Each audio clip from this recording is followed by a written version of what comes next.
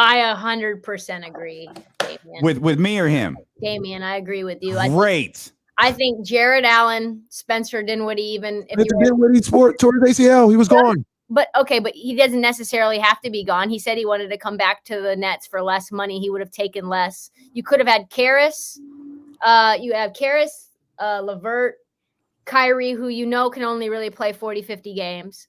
I don't need an intro. I know we can just jump into this. Yeah, we all know. always. Jared Allen is a top, we'll call it 8 center. I don't know. He could probably be better than that. But the fact that you have Nick Claxton, LaMarcus Aldridge, and a dead Blake Griffin, like their interior support is terrible. And you knew at that point in time that KD was coming off of a very serious injury. You've got issues with Kyrie and how his durability is going to be, mortgaging your future, all those picks, all of those assets that you could have flipped if you wanted to flip them for different assets versus going all in for James Harden, who has had issues in the playoffs with his ability to perform. I like James. It's a befuddling decision in hindsight. So you guys mean to tell me that, because I'm pretty sure we're all in agreement. Kyrie don't land on Giannis's ankle. They're not the hands down favorite to win the finals last year. They're the favorite. I don't know that they win. I don't know that they beat the Suns. I don't know that they beat the Suns. They beating the brakes off of everybody with those 3. I mean, but here's the thing. James Harden had a hamstring strain then as well. He was part-time. You always play the what if this didn't happen? What if that didn't happen? Stuff happens. The point of this is they messed up going after James Harden. That was stupid. They weren't winning a championship with Dinwiddie, LeVert, and Jared Allen. Okay. Well, but here's the thing. We give the Warriors a lot of credit for who they are right now, and it's Steph and Clay and Draymond, who's kind of call it a broken down version of him. And they're one of the still an all-star. Still an all-star, one of the leaders in the clubhouse to win it all. And I think that roster shows you that you can function around 2 stars if they have chemistry together and a bunch of role players that play their role really well and good coaching, which I don't know necessarily if I trust. And I've said this many, many times before. I don't know necessarily if Steve Nash is who I would have chosen for that gig. No, I agree. But we're banking on them having 2 stars come April and May. And Kyrie, nobody in the chat on this call likes Kyrie more than I do. He breaks down every year. You couldn't say we're good because we have Kyrie, KD, Dinwiddie, and LeVert, because Kyrie was not going to be there. The odds are he wasn't going to be there April and May, and the odds were right. He wasn't there. But I think Joe Harris, Jared Allen, you could have still gotten Blake Griffin in the buyout market, who was pretty good in the playoffs last year. You've got Karis coming off the bench. I know Dinwiddie had the ACL, so he wasn't going to play at all, but I think he probably could have if he wanted to, probably late in the playoffs. I think he got cleared for team activities midway through that thing. And the whole thing is it's just kind of alarming. I think the Jared Allen thing is probably the worst. Mm-hmm. I don't even know they needed to trade him. You listen to D'Lo and KC on ESPN 1320 KIFM West Sacramento, KRXQ HD2 Sacramento, and Odyssey Station, and driven by Lasher's Elk Grove Dodge. Odyssey Sports betting insider Trysta Krick with us here, host of Bet MGM Tonight. You can get that podcast along with her NBA podcast, Heat Check, wherever you get podcasts from, including here on the Odyssey app. Just a quick question, had nothing to do with nothing, maybe a little bit about this conversation. Is Kyrie washed? Why is he the one that you're asking whether he's washed or not? Well, I'm just thinking, wait a minute, Kyrie really playing half the games. What kind of impact can he make? What is Kyrie? Does Kyrie even care? I think Kyrie is the ultimate finesser. He, I think, knows in his heart of hearts he's good for 45 games, 45 to 50 games. If you look and see, one of the biggest reasons, in my opinion, that Kyrie Irving did not want to play alongside LeBron James is because LeBron James is not about load management. He does not believe in that. And so Kyrie, I think the most amount of games he played was 67 with Bron.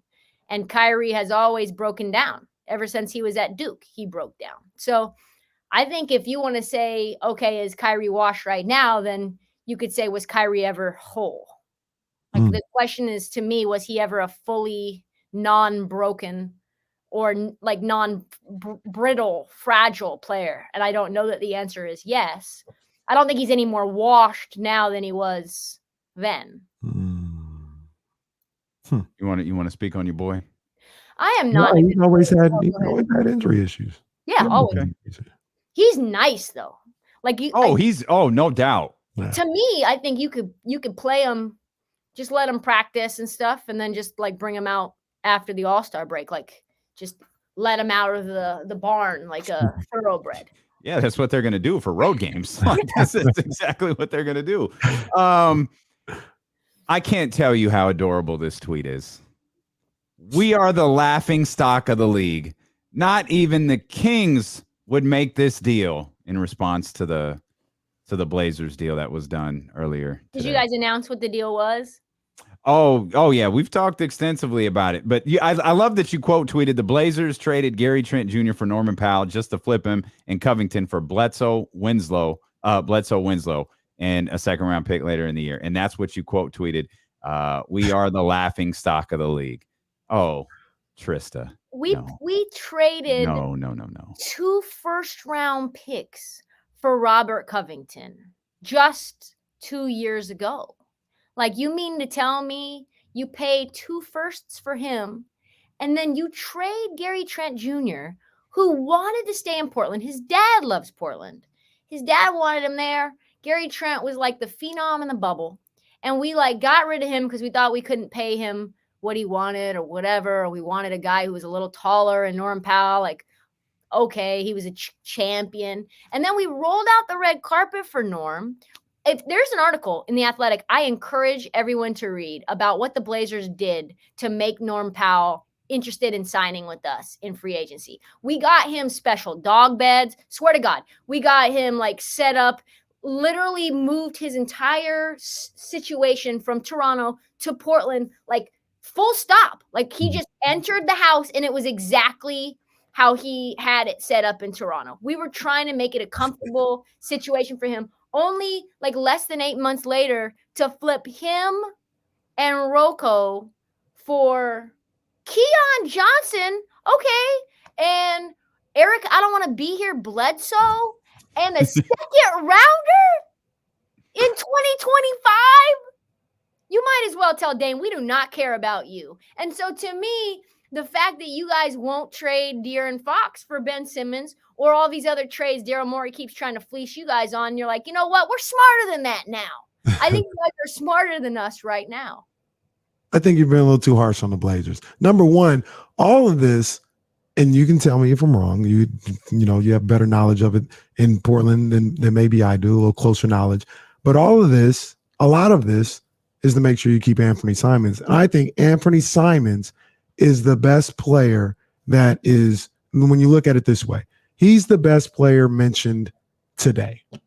He's better than Bledsoe. He's better than Norman Powell. He's better than Covington. He's better than Keon Johnson. He's better than Justice Winslow. So you're making sure you keep the best player in this whole scenario. That's why you had to get off of Norman Powell, I think. But why though? Like, are we going to keep Dame and put him alongside Anthony Simons? And what's happening with CJ? I don't know what's happening with CJ. I don't know if you can keep Dame regardless. Like Dame, I said, well, it's going to end badly. Like, so it ain't going to work. So that, like, it don't matter who you keep. What you got to do if you're Portland, in my eyes, is Anthony Simons, somebody at his age and his talent level. That's a guy that I don't want to say you can build around, but when Dame is gone, you don't have to get a Dame replacement, so to speak. You can go get a power forward or a small forward because you have your point guard in Anthony Simons, ready to be there. Once again, not saying he's going to be Dame. I'm just saying you have that spot already covered, and you can go and you can be selective with what you try to get for Dame. Anthony Simons is the worst perimeter defender in the NBA, full stop, statistically. Yeah. Statistically, the worst, literally number one. I'll send you the link after this. It's the worst. He's worse than Dame. This list goes.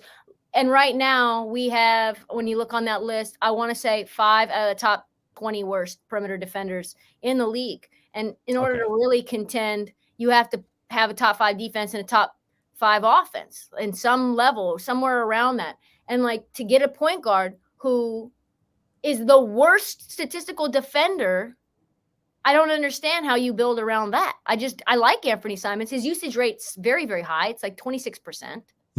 He's got a very ball dominant guard. I like him. He's young. I don't know. Where exactly is Dame going, by the way? I don't know. Like, has anybody thought of that? Like, where is he going? We keep talking about Dame. Oh, they do. If something happens to something, who gonna trade for him? The Knicks. Knicks want De'Aaron Fox. They don't want Dame Lillard. Aren't you paying attention, Kenny? I know. If they don't get De'Aaron, they will shift their attention towards Dame. That's a wild sentence. I need you to say that sentence out loud again. Say it again. Yeah, that was an interesting thing to hear out loud. I mean, who knows what's going on in money there? If they don't get De'Aaron Fox, they'll shift their attention to Dame Lillard, and that'll be in the summer. It won't be at the trade deadline. It'll be in the summer. That's where we're at. Is the Dame is now lower than De'Aaron Fox. It's not low. No, it's not even that. It's like, where does he, like, who has the assets to acquire? Because Dame, like, it's not like Dame's an expiring contract. Like, Dame's got bread. Where does it make sense? Like, what would his wish list of, unless now he wants to go to Brooklyn with Kyrie and James Harden gone. Like, I don't know what they would have left to move. I don't even know what moves and what situations make sense. Like, do you then get, like, now do you worry and say, okay, well, I guess we'll get Ben Simmons? Like, we'll trade Dame for Ben and Matisse? Not if you trade James for Ben. Yeah. Not you, but meaning Brooklyn. Mm-hmm. I think Dame's probably a better fit than James. I agree. James is I wouldn't. He's different. I'm not a fan. I'm not a fan. Yeah. We don't need to slander James's name. We'll just say he's not the same guy that we're used to seeing get an MVP. So it's a sad day though to be a Blazer fan when you pay 2 first-round picks for something that then later conveys to a 2025 second rounder. I can make it sadder. I can make the day sadder for you. Please do. You still get in the 10th seed. you still get into the play-in tournament. I know. It feels like the Blazers. I said this to Rochester today because they said, "Is this a rebuild?" And I go, "A rebuild implies rebuilding. Like, this seems just like a tear down. Like, I don't see where the building begins. You know what I'm saying? If it's just Anthony, it's just what? Like, he's not even a foundation. He's like a nice couch, Anthony Simons. Yeah, it can't start until you move on from sitting out there on dirt, Anthony Simons. Still got the plastic on it. It nice can't West start. Elm couch. It can't start until you get rid of Dame. Yeah, that's when the rebuild starts. Could it be CJ? It's got to be someone who nets you a big return, right? Whether it's draft capital or a young player. I don't know, Tyrese Halliburton, something like that. Joe Cronin just went on the record yesterday, the interim GM, and said we're not rebuilding. And then you do this yesterday. I know, man. Just said it yesterday. Why do they lie to us, guys? Why do they just not say anything at all? I don't know why GM's going radio. Say anything. You gonna make it through the rest of that? You gonna be all right? I don't think so. I did a podcast right before. We failed. I'm not. I don't feel good. I'm not comfortable. I'm not comfortable ending the call until I know. Like, I see you're at the BetQL studio, so that's a good thing. My producer's outside, so you know I'm safe. We'll make sure Quentin keeps eyes on you. You'll make it. Did I tell you about those Bengals though? Yeah, you confidence. Said they didn't have no chance. Confidence. They handle business. I made a lot of money on the Bengals this postseason, and let me hold $1 then, Trysta. Huh? You said let me hold $1. Yeah. Oh, by the way, speaking of holding things, I got your sweatshirts today. Hey! I was walking out the door when I got the package. I opened it up and I was like, "Yes, let's go." Awesome. You got another one on the way. Awesome. Really? There's one more on the way. Is it the I'm with Cap? Because I'll rock that too. I get you one of these too. This isn't official D-Lo and KC merchandise. I just want to state that clearly for the record, but I know where to get them, and I'm happy to make sure that you have one. But this is not D-Lo and KC merchandise. I'm just messing around. Sometimes I forget we're on the radio. That's right. All right, Trysta, you'll be fine. Okay. You'll be fine. It's all right. You have made the playoffs for like the last decade. So Yeah, he'll be fine. let's be careful throwing the word laughing stock around, especially when you join your friends in Sacramento. Did you see the Twitter thread? Everyone's making fun of us right now. Everyone is laughing at us. We're not. Everyone in Sacramento was like, "Oh, you don't think we would make that trade? We would definitely make that trade." Everyone except the Kings fan base is laughing at you. Make it make sense, boys. Make it make sense. I will see you guys next week. Yeah, we will talk more about Super Bowl. Stop sleeping on the Bengals. Wait until kickoff because you'll probably get a 5 if you want to take the Bengals. And don't bet on the national anthem. Do not bet on the Gatorade. Just send me Venmo instead, and I'll just tell you that I did something nice with the money. There you go. You went to DeloandKC.com and got more hoodies. That's what you did. Yeah. Thanks, Trysta. Love you guys. Trysta. Love you back. Jesus, take the wheel.